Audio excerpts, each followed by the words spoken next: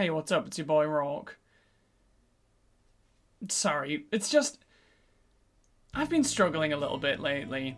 It's been 3 months since I got evicted, and it's just... nothing feels familiar to me anymore. I don't know where I am, and sure, my financial decisions are as abysmal as usual, but it just... doesn't feel the same anymore. I think I just need to play something nice and predictable. Something comfortable that's not gonna throw any huge surprises at me. So... I think I'm gonna play Donkey Kong Country 2. Who the f*** is that?!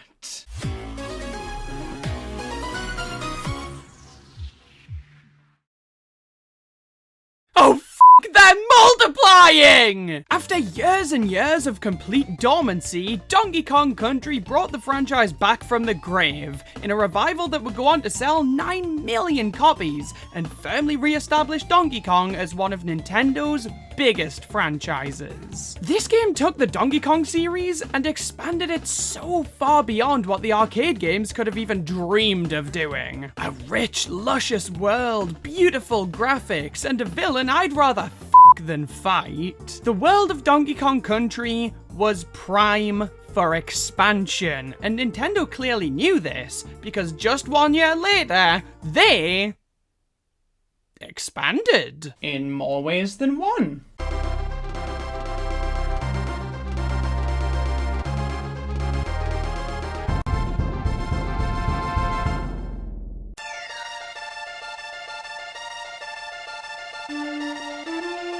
Donkey Kong Country 2, released on December 14th, 1995 here in the UK, and was the triumphant return of everybody's favourite ape. Are we sure this shouldn't be called Donkey Kong Country Jr.? You know, considering how sequels have a tendency to not sell as well as the first game in a series, I was surprised to learn that Donkey Kong Country 2 sold over 5 million units. And sure, that's still a decent drop from the original game's numbers, but that 5 million total puts this game above The Legend of Zelda: A Link to the Past, Yoshi's Island, Mario Paint. How?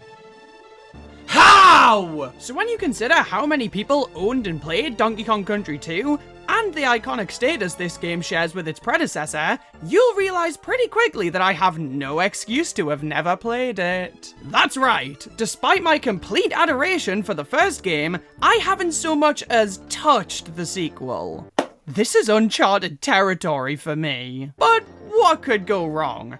I think it's finally time for me to see what Donkey Kong Country 2 has to offer. Donkey Kong Country 2 opens up with... gameplay. I have several questions. Let's start with the most obvious one.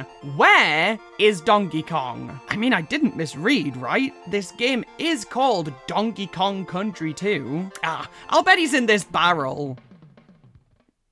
Guys, run! It's a woman! Donkey Kong is nowhere to be found here, and I have no idea why. So let's just consult the manual.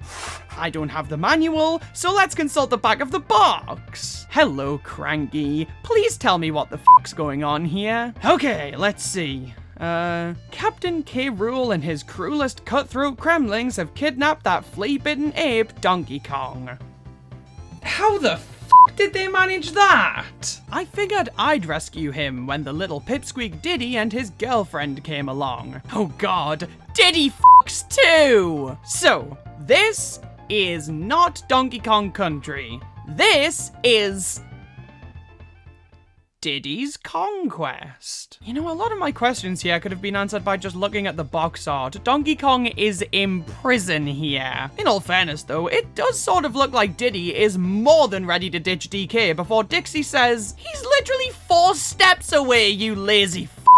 Oh yeah.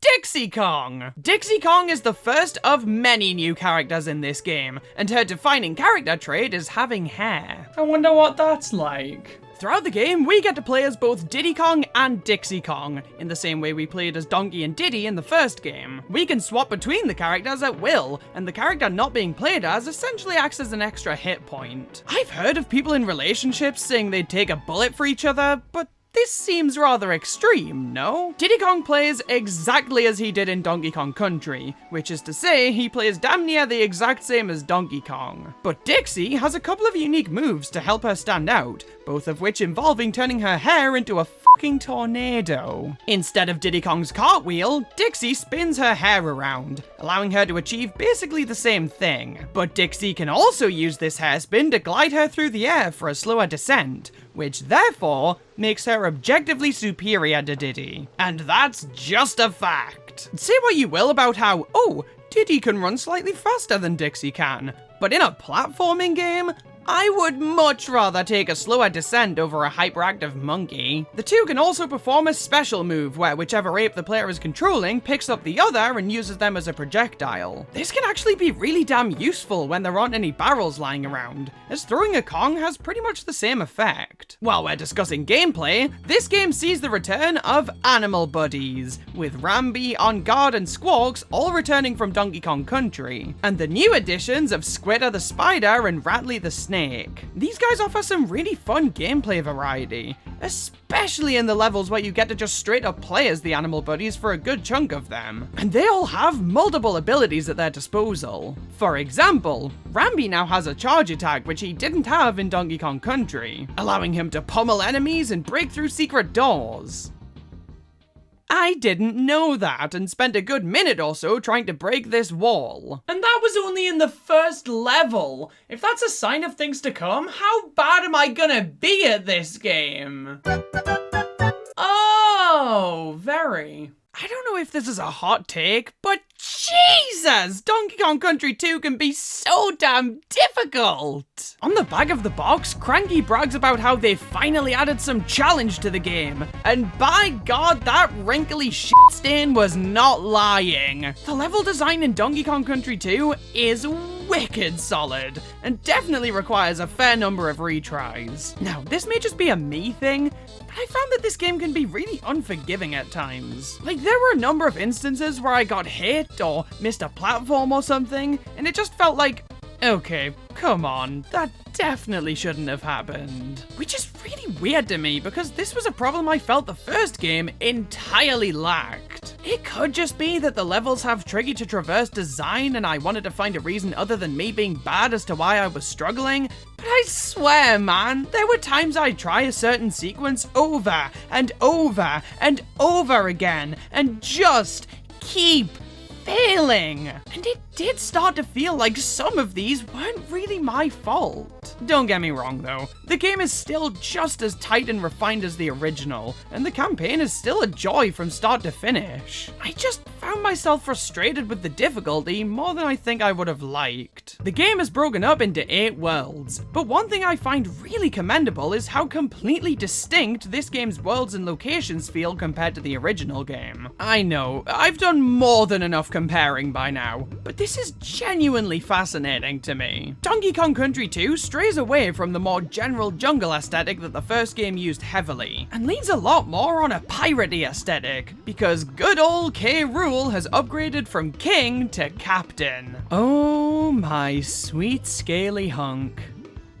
We will get to you. Because of this, we see levels that take place on pirate ships, inside of sunken ships, inside of gorgeous crystal mines, inside of lava-filled caves. And while, yes, there are still some repeated themes, like the thick forest theme, Donkey Kong 2's interpretations are wholly unique and really damn enjoyable. This game also goes so hard with its new themes, one of my favorites being Kremland, an amusement park with deadly roller coasters and fireworks set against a background of other rides in this bustling nighttime attraction. And I'm sorry, you thought Donkey Kong Country was stunning? Bitch, you do not know the meaning of the word until you've played Donkey Kong Country 2. This game is breathtakingly gorgeous. I found myself constantly in awe at how good this game looks. From the sun setting over the horizon in the background of a pirate ship, to the constant glimmers of the crystals shining through the openings in the background of the mines. Every set piece here is so beautiful. Hell, look at the depth effect on the water in the stages where it rises and falls. That is an obscenely good looking effect, not even accounting for the fact that this was done on a fucking Super Nintendo. Look at how smooth and lively Dixie Kong's end of level animation is. Look at how the honey spills down the foreground in the beehive levels. Look at... oh... So we make our way through each of the game's worlds, which each house really unique and challenging boss fights, as well as some new bonus minigames like star collecting and mass murder. And we eventually reach Captain K. Rool's lair. This boss fight is a damn tough one, but it's so unbelievably fun. I mean, it makes sense. It has all of the ingredients of a fun boss fight. With Captain K. Rool. I absolutely love the final part of this fight, where K. Rool falls down and you expect him to get back up like he does a couple of times throughout the fight, when all of a sudden Donkey Kong breaks free and deals the final blow to K. Rool. That was pretty damn cool. And with that, Donkey Kong Country 2 is over. And what a Donkey Kong Country 2 it was. After the credits roll, we have a little chat with Cranky, who mentions collecting all of the Creme coins and completing the Lost World. What? Donkey Kong Country 2 has a lot to do when it comes to completion, most notably what he said. On each world map, we can find multiple characters who each have something unique to offer us. There's the Monkey Museum, where we can pay Cranky for hints on specific levels, Kong College, where we can pay Wrinkly Kong for non-level specific hints like how to use Rampy's charge attack, it's better late than never, Swanky's Bonus Bonanza, where we get to take part in a number of quizzes hosted by Swanky Kong, Funky Flights 2, where Funky Kong can transport us to any previously visited world, and Clubber's Kiosk, where we can pay Clubber to grant us access to a level of the Lost World. Each of these locations require the use of Creme coins, which can be found all over the levels in this game, most notably in the bonus stages that each level houses. But the use we really care the most about is Clubber's Kiosk. Lost World has a total of 6 levels, and each one requires 15 Creme coins to access. And considering I finished the game with 25 Creme coins, that's a lot of coin hunting I have to do just to access this world. But this world ends with a second fight against Captain K. Rool, and I simply cannot miss out on any more K. Rool content. So fine. I'll collect enough coins, I'll pay Clubber, I'll play through the levels, and I'll fight K. Rool a second time.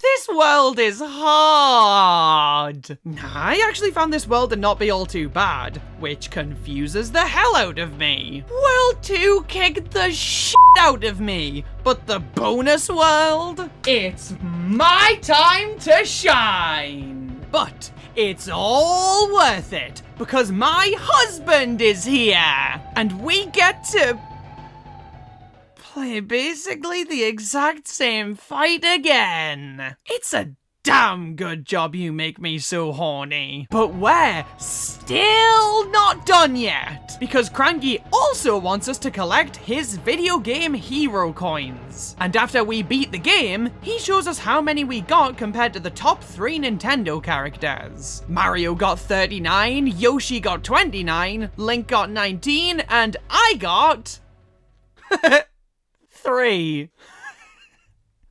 I got 3. Man, it feels good to be a gamer. Yeah, I'm not doing this. 40 of these coins are scattered throughout the game's levels, and can be a fun challenge to track down.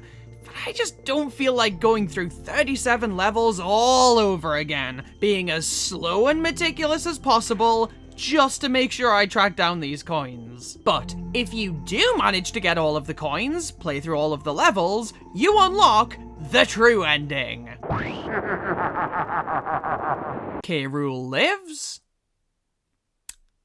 so does my sex life. As far as a 100% completion bonus goes, this is pretty lame. It basically just teases, oh look guys, there's probably gonna be a Donkey Kong Country 3, which at the time was probably really cool.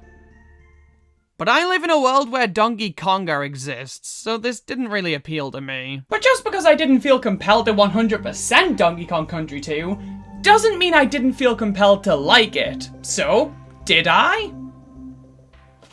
Do bananas look like cocks? Donkey Kong Country 2 is a fantastic game, and an even better follow-up to Donkey Kong Country. But I'm not sure whether I can say I prefer it to that game. The gameplay is so much more refined here, and the extra difficulty, however excessive I found it to be at times, could arguably be seen as making the game more engaging.